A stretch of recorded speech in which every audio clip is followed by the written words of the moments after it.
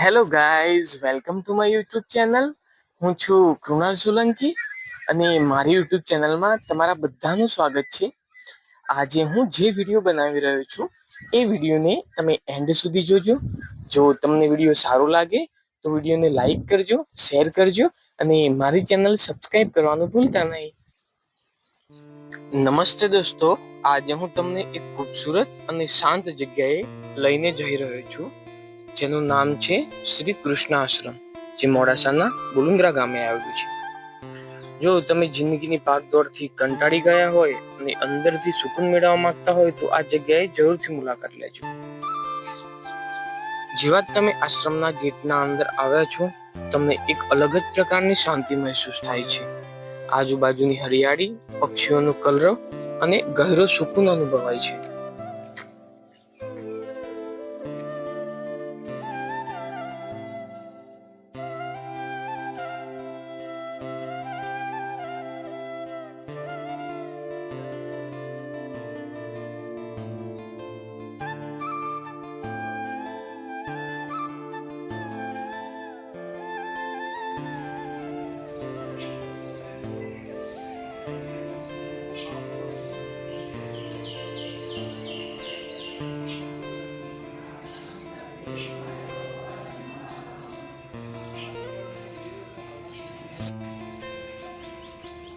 શ્રી કૃષ્ણ આશ્રમમાં 117 વર્ષથી અખંડ અગ્નિની ઉપાસના ચાલે છે.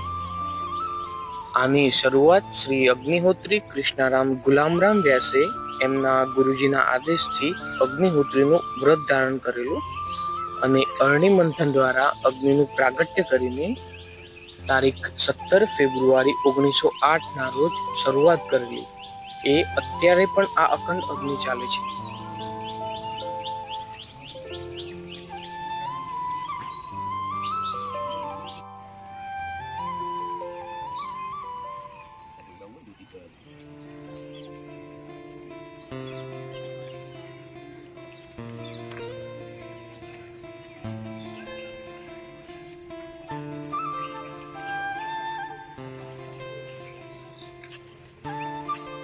અહીં શ્રી કૃષ્ણ આશ્રમ અન્ન ક્ષેત્રની પણ કામગીરી સારી એવી ચાલે છે.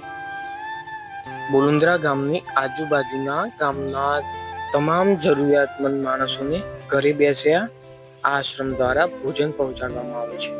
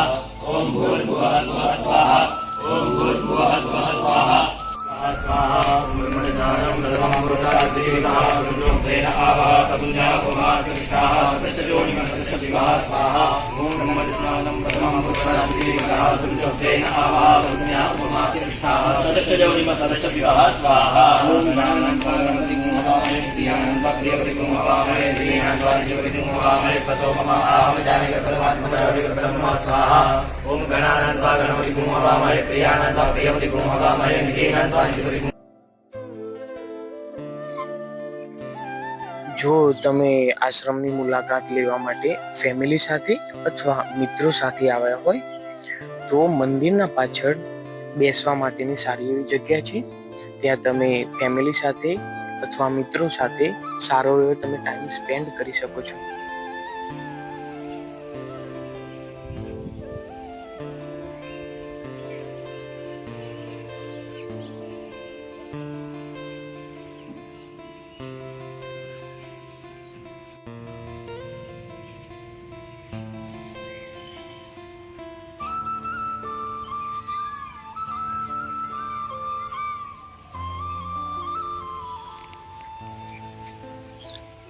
અહીં ગાય માતા માટે એક ગૌશાળાની પણ સગવડ કરેલી છે.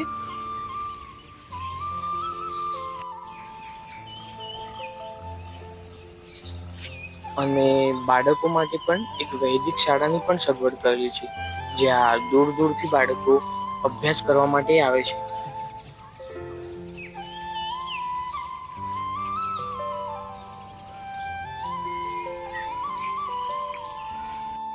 તો દોસ્તો, આ હતી મારી શ્રી કૃષ્ણ આશ્રમની નાની એવી મુલાકાત. આ મુલાકાત મને હંમેશા યાદ રહેશે. And thank you for the watching this video.